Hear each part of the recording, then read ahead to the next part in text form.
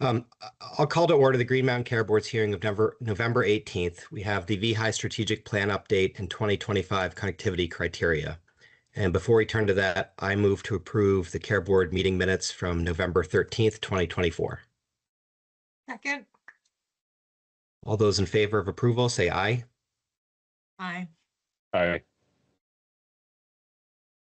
Aye. And the minutes are approved.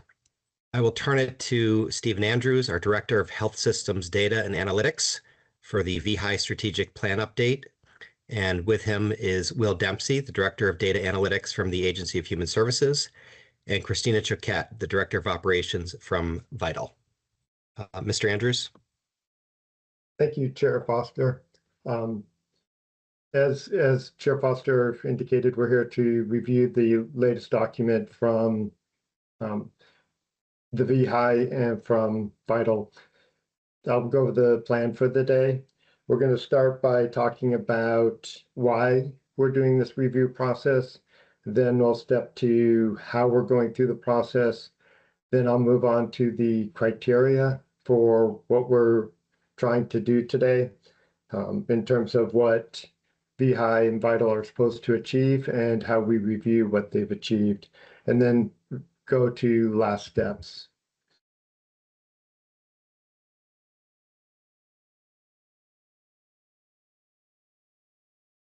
So the GMCB oversight of HIE and the purpose of HIE are outlined in these two acts from the state of Vermont. 18 VSA 9351 indicates that the HIE shall create a strategic plan that will be revised annually and updated comprehensively every 5 years. They will talk about the integrated electronic health information infrastructure that they're building, and they will include standards and protocol designed to promote patient education, privacy, and physician best practices. 18 VSA 9375 charges the board with reviewing and approving the statewide HIT plan to ensure that the necessary infrastructure is in place so that the state can achieve the principles outlined in section 9371 of this title, which I will discuss in a little bit. The purpose of reviewing and approving the connectivity criteria comes from 18 VSA 9352, where Vital must establish criteria for creating and or maintaining connectivity to the state's health information exchange network, and they have to provide those criteria to the board every year. The process we're going through: on November 1st, AHS and Vital submitted the HIE plan and connectivity criteria to the board. We opened the public comment period right after that, and it's running through December 4th. Today, we are talking about the plan. The two groups will actually present their plans. And then on December 4th, right now, tentative, the staff recommendation to the board will be made, and the board will potentially vote on whether to approve or not.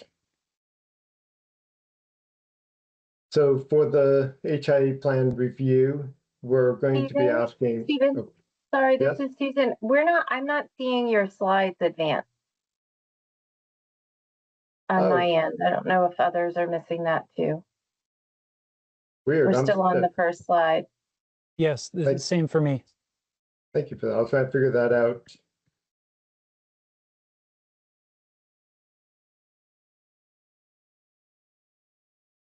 My apologies. No worries.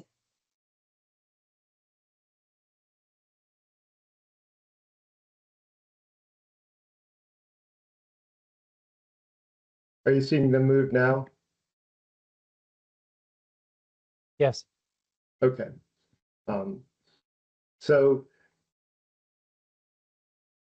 the HIE plan review, does anybody need me to back up and review material I already covered? I'm okay, Stephen. Thank you. For the HIE plan review, we're asking, is the HIE plan consistent with the HIT plan requirements of VSA 9351? Is it consistent with the principles for healthcare reform in VSA 9371? Is it consistent with other relevant legislation? And does the HIE plan incorporate national best practices and expertise, as well as feedback from Vermonters?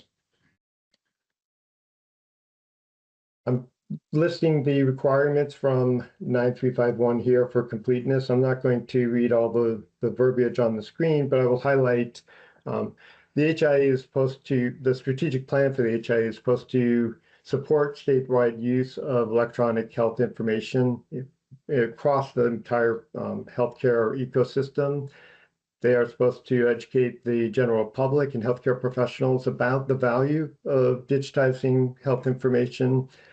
They need to ensure that they're using national standards for the development of an interoperable system so that data can flow fairly easily. They need to propose strategic investments in equipment and other infrastructure elements to support the work that they're doing. They need to recommend funding mechanisms to support this work. They need to incorporate existing healthcare information technology initiatives throughout the state and integrate with various technology components such as the Blueprint for Health, the Master Patient Index, other Medicaid management information systems. And finally, they need to address issues relevant to data ownership, governance, and confidentiality and security. There's 14 principles listed in 18 VSA 9371 that the board will use to weigh the merits of the proposed strategic plan. Again, I'm not going to read all of the verbiage, but I'll outline what the elements are. We want to achieve universal access to and coverage for high quality medical care. We want overall healthcare costs to be contained. We want to make sure that healthcare system is transparent, efficient, and accountable. We want to preserve primary care throughout the state, especially at the local level. We want to maintain that patients have provider choice. We want to achieve cost transparency. We want individuals to retain ownership over their own health. We want to emphasize the primacy of the relationship between patients and their own providers. And we want to continuously strive for improvement. We want cost containment and reduction of unnecessary expenditures. We want financing that must be sufficient, fair, predictable, transparent, sustainable, and shared equitability. We need to consider the impacts of any pavement reform effects or reform plans. We need to ensure there's a partnership between consumers, employers, healthcare professionals, hospitals, and the state and federal government. And the state is responsible for ensuring compliance. For the connectivity criteria, the board will be looking at what the connectivity criteria are proposed to do and what they're supposed to achieve. They're supposed to be in alignment with the HIE plan goals, and they have to support the implementation of the HIE plan and achievement of the state's healthcare and health reform goals. So we're asking the proposed connectivity criteria is sufficiently clear to be operationalized by VITAL, the state of Vermont, and healthcare provider organizations. Looking ahead, there is a special public comment period open through December 4th. And on December 4th, we're expecting to have the final staff recommendations to the board on approving the HIE plan and connectivity criteria, and there'll be possible votes at that board meeting. Thank you, Chair Foster. Back to you. Thank you very much. Is there any board member questions or comments for Mr. Andrews?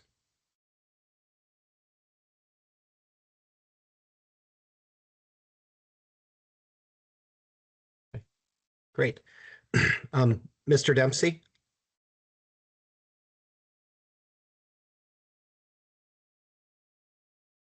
Good morning, everyone. Thank you very much, Chair Foster, and thank you, Mr. Andrews. Appreciate the introduction and context to level set what we're doing here today. So it's a pleasure to be here, everyone. My name's Will Dempsey. I'm the Director of Data Analytics for the Agency of Human Services Central Office. And it's my my pleasure to be here to present you all a few slides to just update you on what we've been doing in the last year and have some time for you all to provide feedback and have some conversations related to the proposed HIE plan. So Alice, who's a project manager on our team, is kindly driving the slides. So I will just let Alice know when we need to move forward. I just want to check, did everyone's slide go to the agenda from the cover sheet? Okay, cool. Yes. Thank you very much. With Teams, you never quite know. So our agenda for this morning from the HIE team's perspective, before I then hand it over to Vital, Christina specifically, to do her section, is we're going to talk about the goals of the Health Information Exchange. We're going to have an overview of our steering committee, because the HIE is required to have a steering committee. And I'll talk about who those folks are and why we include various organizations. Then we'll get into the components of the Health Information Exchange. This is more on the technical side, what the system and its various components include. In the ecosystem of the Unified Health Data Space, which I believe many of the Green Mountain Care Board members should be very familiar with. This is a diagram that you all have seen many times before, but I'll give a quick update on where we're at and what's happening. We'll talk about our 2024 accomplishments, and then we'll wrap up with time for you all to have conversations about the strategic plan. Before I dive in, does anyone have any preliminary questions, comments, concerns? Okay, Alice, let's get rolling. Thank you very much, Alice. So these are the 4 goals of the Health Information Exchange. They should be pretty familiar to you all. These are kind of our static guiding light on the HIE side in the Agency of Human Services. So our focus is on creating one health record for every person, having better health outcomes, improving healthcare operations, and using data to enable investment and policy decisions. These are front and center in the executive summary of the HIE plan, and I believe have been for as long as the HIE plan has been published. Alice, we can go to the next slide. So our 2024 HIE Steering Committee, the stars next to folks' names signify that they are new in the last year. So many of the folks have been members year over year, but we also welcomed Jody Fry from OneCare, Andrea Delabriere, the Deputy Secretary for the Agency of Digital Services, Ken Gringas, who is the HIE, I think, Director of HIE for Vermont Care Partners, Song Nguyen, who is the Director of the Department of Health's Office of Health Equity, and of course, Green Mountain Care Board's own Stephen Andrews, who is the GMCB representative on the HIE Steering Committee. So I want to just emphasize this is both a few internal state folks, including like we bring our privacy expert who's an attorney. We have Andrea, Deputy Secretary Delabriere, who's on the technical side. We have some folks from the Department of Health, but the vast majority of our steering committee are external partners, and we work very hard to engage with them and include them in the process, so that way we can meet their needs in the outside of the Agency of Human Services with HIE. Alice, we can go to the next slide. So the HIE ecosystem, this should be a fairly familiar diagram to folks as well. This is originally from the Office of the National Coordinator for Health Information Technology. They recently changed their name to something that's about a paragraph long, so I'll spare folks from reciting the full new name. But it breaks it down into this triangle, which is end user services, exchange services, and foundational services are grouped within the technology core of the triangle, and it's surrounded by policy and process, governance, and financing. And this, again, is one of our guiding lights in the HIE program for the decisions that we make, the priorities that we have, and the work that we do year over year. Alice, we can go to the next one. So I wanted to just touch on the what behind the Unified Health Data Space, commonly referred to as UHDS. And just to be clear, the Vermont Health Information Exchange that Vital operates is a component of this larger concept of the Unified Health Data Space. And it's a collaborative initiative where our goal is to streamline data services. So collecting as much data as we can to make it available at the point of care, as well as for reporting, entirely based upon role-based access control. So what is appropriate for which user to have access to based on their role and in nothing more. We have cost and usage, which is shared cost and usage among participants. And right now we are certified with our Health Information Exchange by the Centers for Medicare and Medicaid Services. So we do have a cost allocation that helps to fund the vast majority of the work that we do. And a portion of that is a state share, which is funded by the Health Information Technology Fund, which uses part of the claims tax. The UHDS plays a lot of different roles and has a lot of different points of interaction within the Agency of Human Services, as well as the broader healthcare community. And we have a variety of stakeholders, and you'll see that in our steering committee as well. We actively engage with the provider community and utilize Vital's connections to the provider community to engage with them. We have an emphasis on quality, which again, that's OneCare. We have Blue Cross Blue Shield as well as on our steering committee.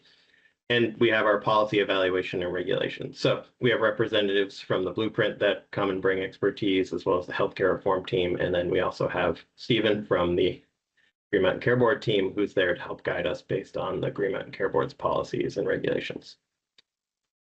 My personal opinions, patients are the most important. And so that checks the personal health responsibility requirement that's in our legislation, as well as the population health line item, which is more about health equity and public health and how we can support those concepts and the work that both is being done by the healthcare reform team as well as the Department of Health.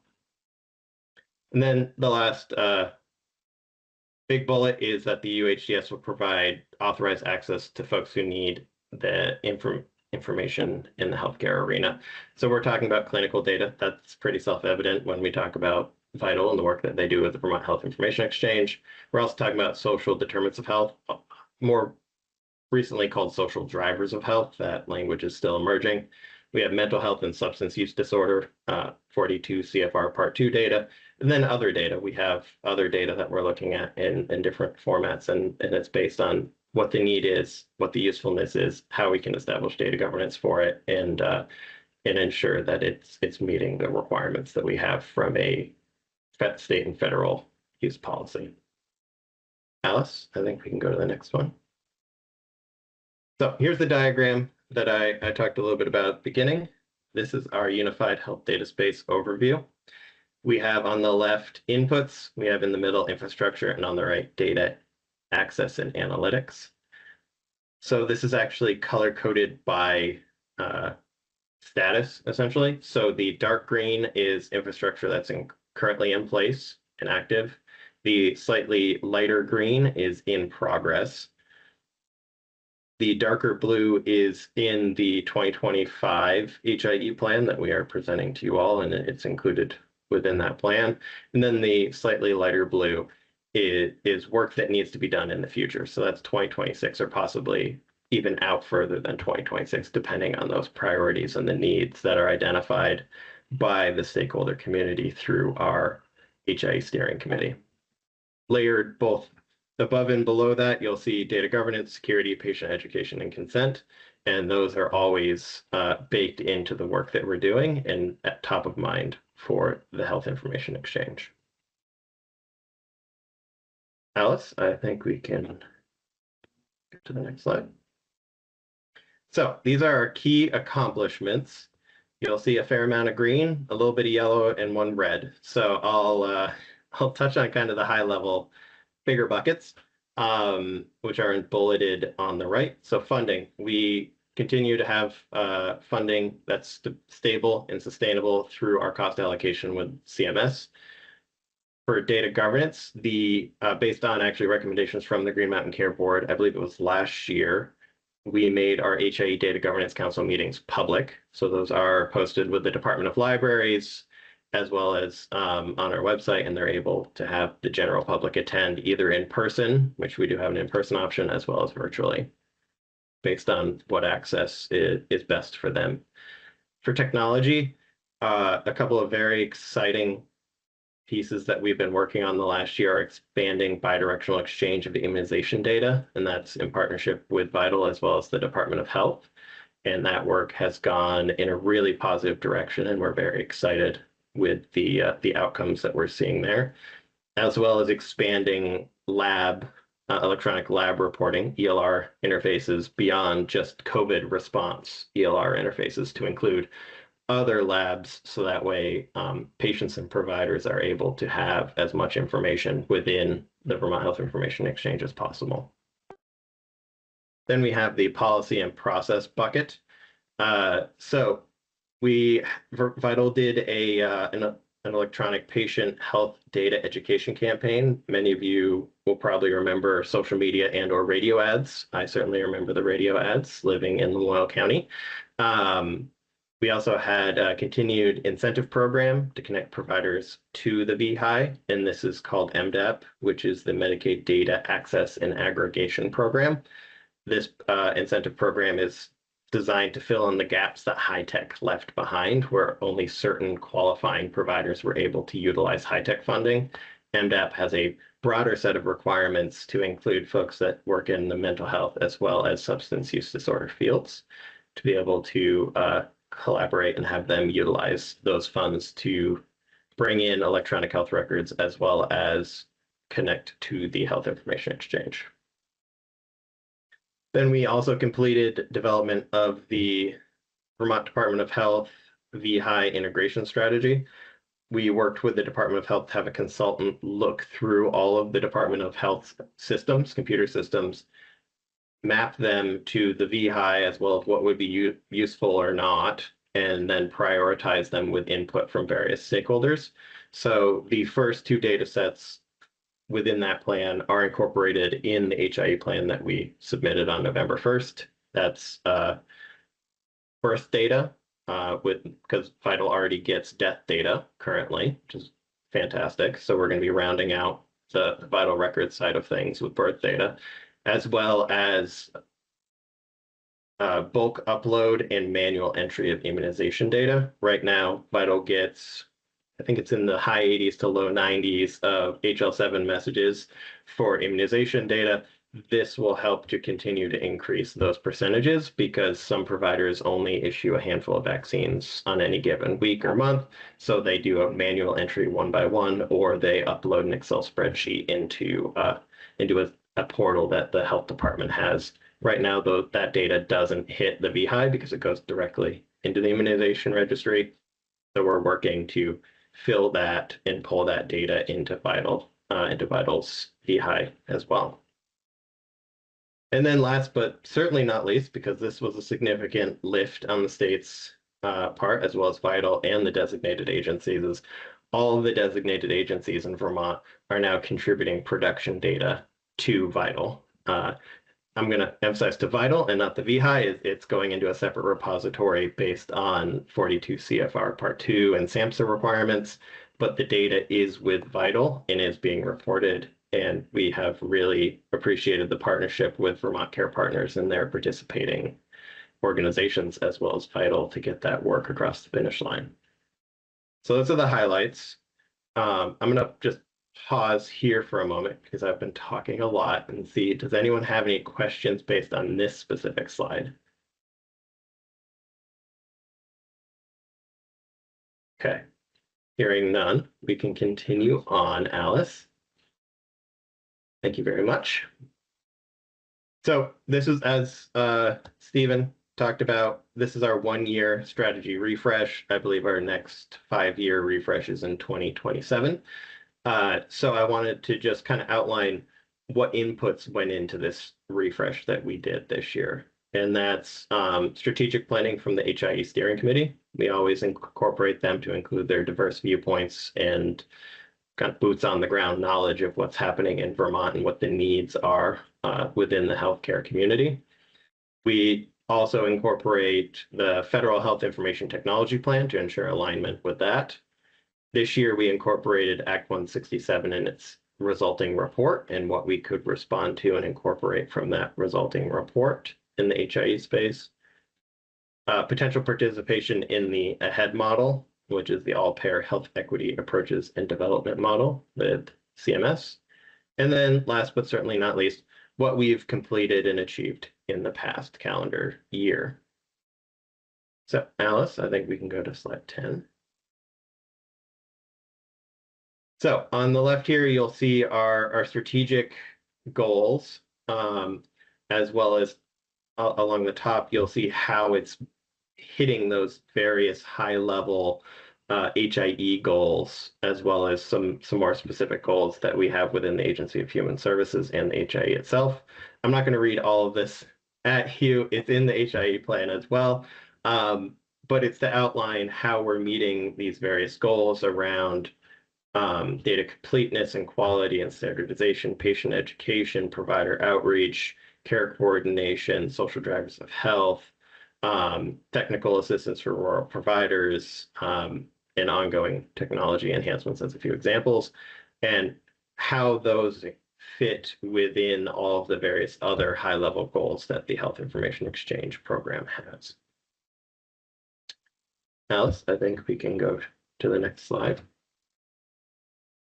And if I'm not mistaken, I believe this is our last slide, everybody. And I know this is a lot of data, but we do try to incorporate this more for informational purposes than anything else. So that way the Green Mountain Care Board is aware.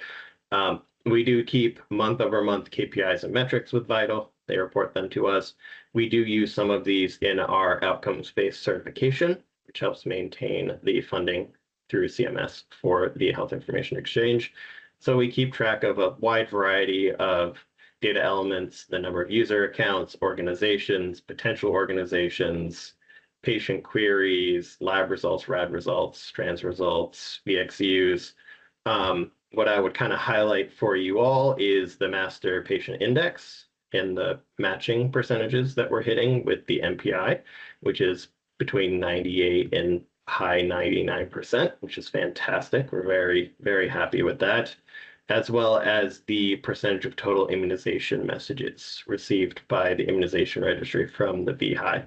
So you'll see it's in the high 80s, and then in September, you'll see a little bit of an uptick into the low 90s, and our goal with that work that Vital and VDH are doing is to get that as high as we possibly can.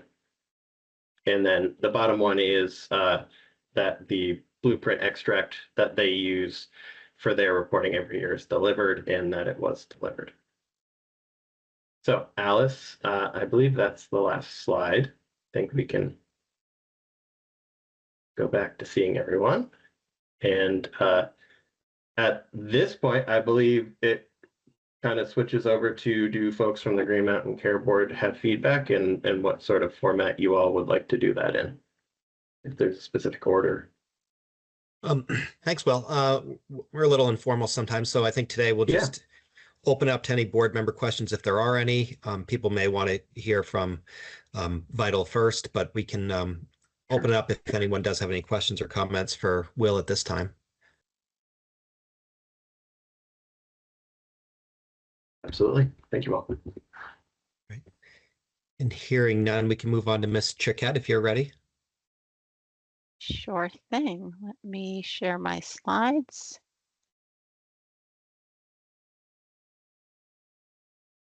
Let me just do a check-in and make sure that everyone can see my slides. Yes. Great. Thank you. Hello, Christina Choquette. I'm the Director of Operations at Vital, and I'm very pleased to be back once again to talk about the VHI connectivity criteria and the proposed criteria for 2025. So I'll do a little bit of a reminder for those of you who don't live and breathe with VHI connectivity criteria. It establishes the criteria for healthcare organizations to connect to the VHI so that there are no surprises, and we're using standards that one would expect in order to exchange data.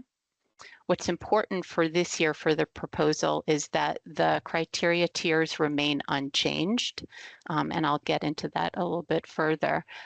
And we kept them the same to align with the United States Core Data for Interoperability, or known as USCDI.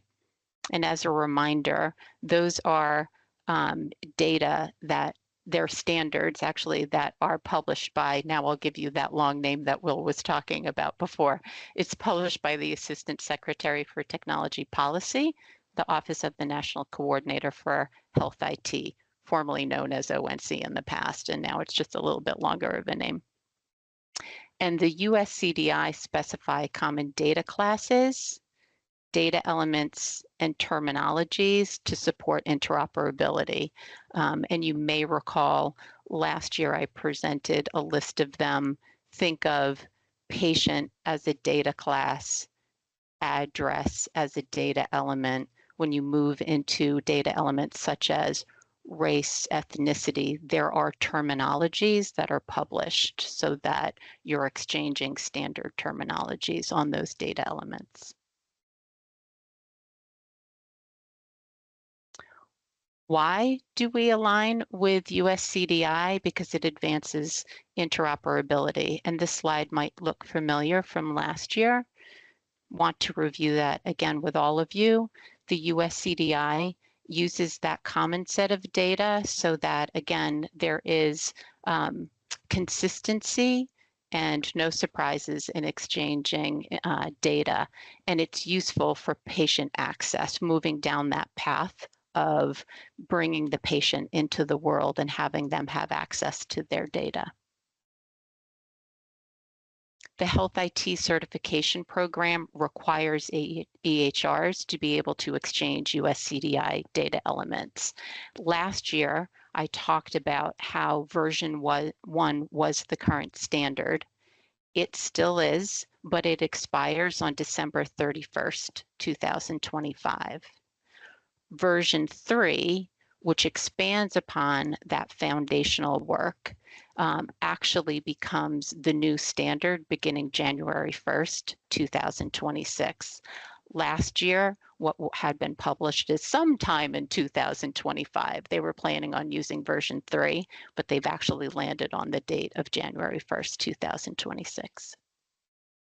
USCDI is required for document-based exchange and for APIs as we start to move down that pathway of using standard application programming interfaces to exchange data, especially with patient APIs, so that patients have access to their data, as well as within the healthcare information exchange community between EHRs and other stakeholders. This will become increasingly important, which is why the last point is federal programs and clinical practice guidelines reference the ability to capture and exchange USCDI. If it's a standard and everybody's using it and everybody knows what those data and classes and data elements mean, the more prolific the health information exchange will be.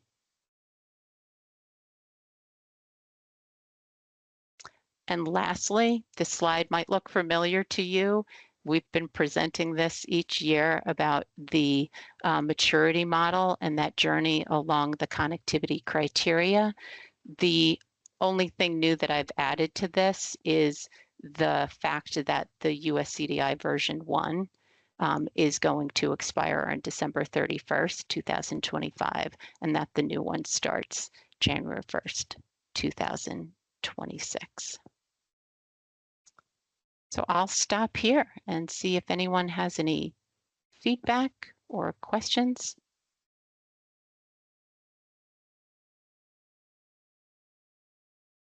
None from me. Any other board members?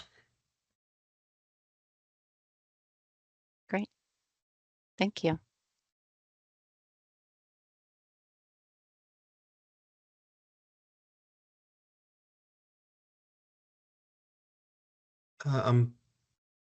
I believe Mr. Andrews, is there anything further from you, or should we take comment from the healthcare advocate and then the public?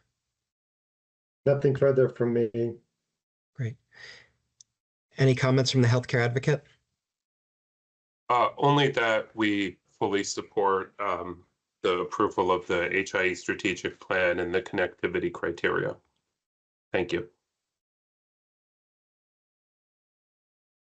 Thank you, Mr. Schulteis. And any public comment via raise the hand?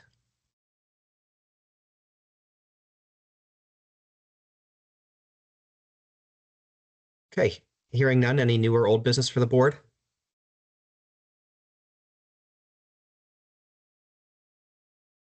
Mr. Dempsey, Mr. Ketton, Mr. Andrews, thank you very much for your presentation today. We appreciated it. And I will move to adjourn. Second. All in favor, say aye. Aye. Aye. And we're adjourned. Everyone have a nice day. Thank you. Thank you. Everybody.